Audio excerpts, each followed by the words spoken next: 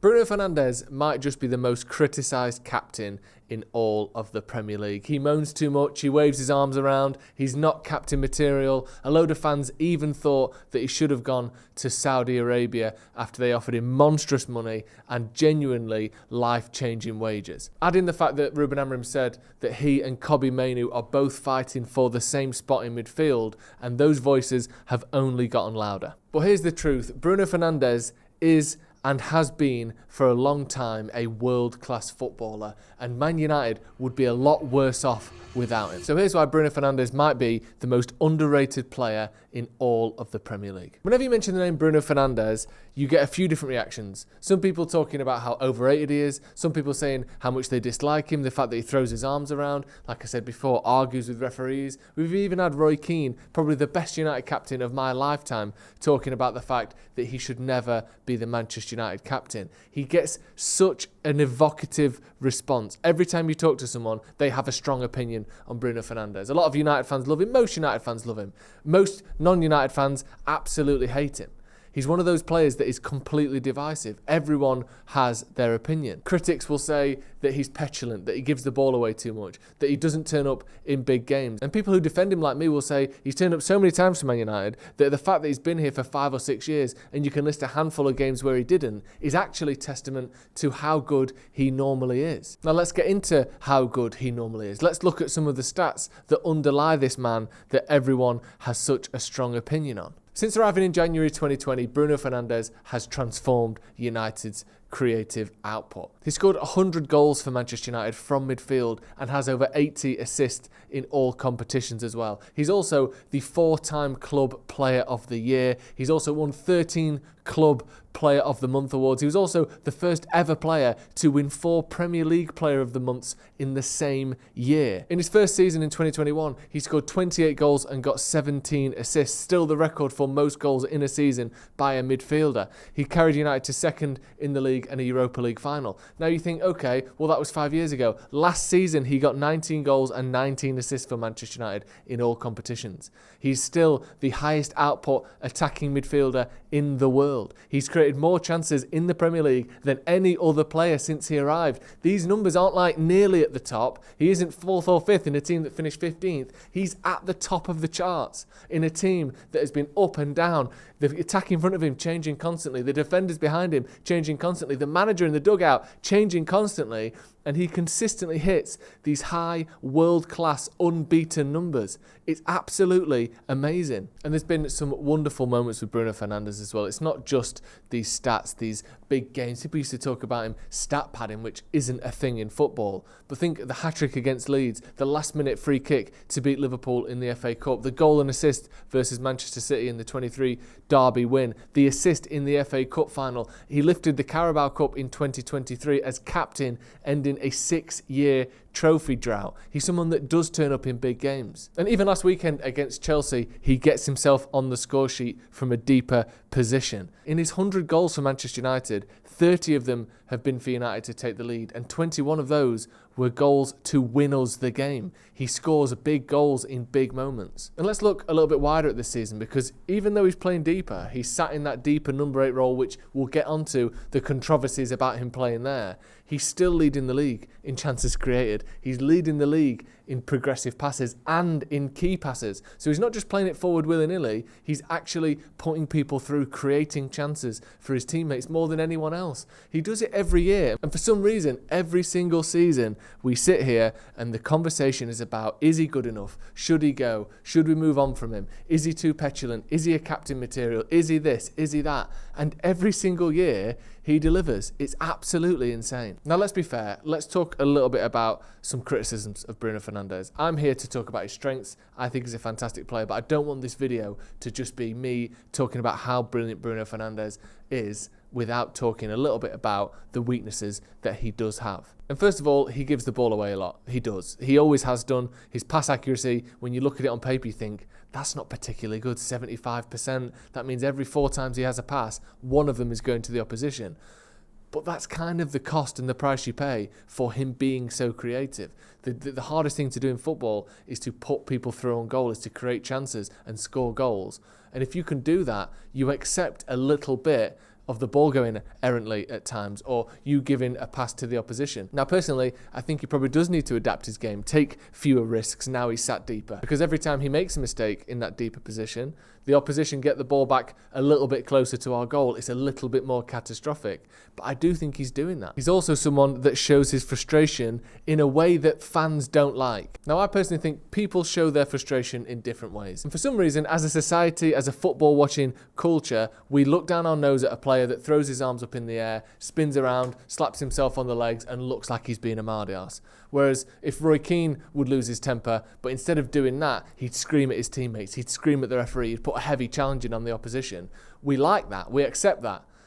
For me, I'm not comparing Roy Keane and Bruno Fernandes as captains. Roy Keane is clearly in a league of his own on that front. But I think what we've seen from Bruno Fernandes is what we've seen from so many other players down the years. He loses his temper. He gets frustrated with himself and his teammates. He gets annoyed when Man United are losing. He wants to do almost too much to make up for the fact that his teammates aren't helping him out. And yes, maybe he shows that in a way that, for whatever reason, we don't like. But that doesn't mean he isn't putting himself in a position to do positive things for Manchester United. Another thing that gets thrown at him a lot is his big game performances, or lack of. And I have given a few examples earlier where he did turn up in those big moments. And his goal record against the likes of Man City and his assists in big games is actually very good. But for example, the Europa League final against Spurs, he just didn't show up. It wasn't a very good game for him. We saw earlier in the season as well where he kind of didn't fully get to grips with the game. That game against Fulham just this season, he looked frustrated. He looked like he wanted to do everything himself. And that is, again, something that he needs to work on. And all of these criticisms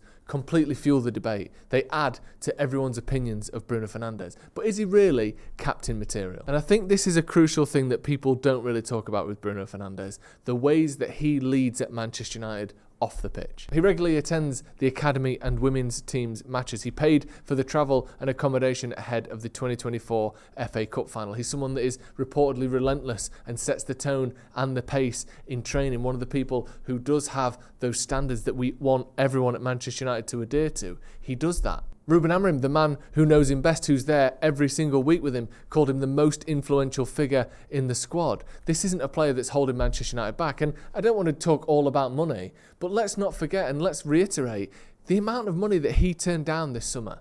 The amount of money that he put to one side for Manchester United. And yes, I get it. He's on a very, very handsome wage already. But the difference between 300 grand a week and £1 million a week isn't something to be sniffed at. That kind of money is the difference between, you and your family being comfortable, and generation and generation and generation of your name and your family being comfortable. That was genuinely generational wealth that he turned down to stay at Manchester United. And let's be honest, we're not going to win the league this season.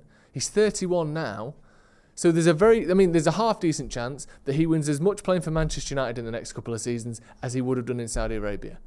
We're not guaranteed to give him that much more in terms of his footballing CV, but he wanted to stay and he wanted to prove himself and he wanted to win big trophies at Manchester United. Now, another thing as well that kind of has got stirred into this criticism of Bruno Fernandes is this sort of Bruno versus Mainoo narrative that has spawned from some comments that Ruben Amorim made. Amorim basically said that Mainoo will have to wait for his chance and that he and Bruno are basically fighting for the same spot alongside a more defensive Casemiro or Ugarte in that midfield too.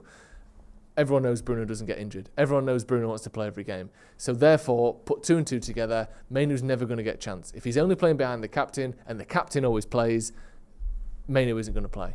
And I think a lot of people went, well, it's Bruno or Mainoo then. And Bruno's 31, and we could get 90 million for him, and he's going to be part of the rebuild, and Mainoo's only 19 or 20 years old.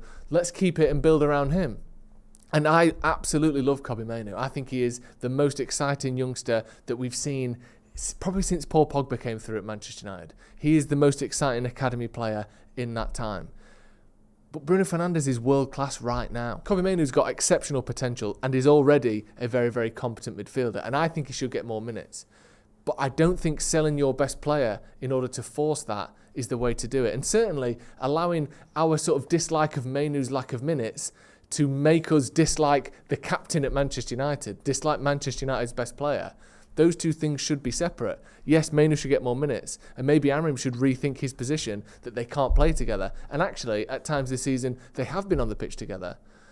But for me, I don't think that should be used to turn the radar and attack Bruno Fernandes. I just don't think it should. Let's find a way where they can both play. Let's find a way where Mainoo can thrive, and it doesn't have to be at the expense of Bruno Fernandes. The problem that Bruno Fernandes has is that he encapsulates everything about our modern era. He's dragged a fractured and inconsistent Manchester United forward. Without him, when he's not on the pitch, United look noticeably worse. He symbolises both resilience and dysfunction. Yes, he's been a world-class player dragging United forward, but we've over-relied on him and maybe at times told him that if he doesn't do it, no one can. And maybe he needs that sort of saviour complex to be dispersed and spread around the now increasingly good squad. You've got Mbeumo there, you've got Cunha, Sesko costs £70 million.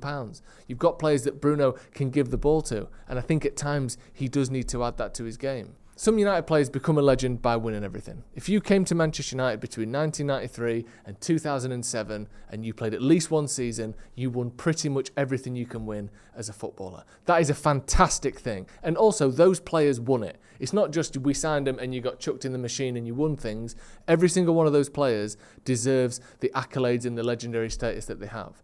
But Bruno Fernandes can't help that he joined Manchester United when he did, that he joined in the most difficult and dysfunctional time in our recent history. His story isn't about winning everything, it's refusing to let Manchester United sink. We've had big money players come in, we've had academy players that we all thought would be amazing, we've had different managers, the most expensive and highly paid coaches in the world come into this team, and everyone has failed. There's only a handful of players that you can say have been a success in the last 2 or 3 years, let alone the last 10. Bruno Fernandes is right at the front of that list. He is someone that has done what we want from a United player. And almost because other people don't live up to his standards, we criticise him. We don't win stuff, it's his fault. We concede goals, it's his fault. We don't score enough, it's his fault. Look at the numbers, look what he does every season. He is the one that other players need to aspire to be more like.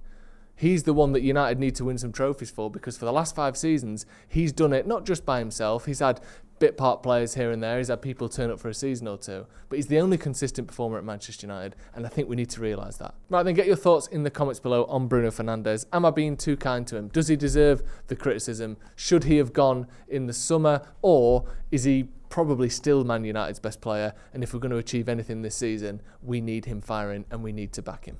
I'll see you in a bit.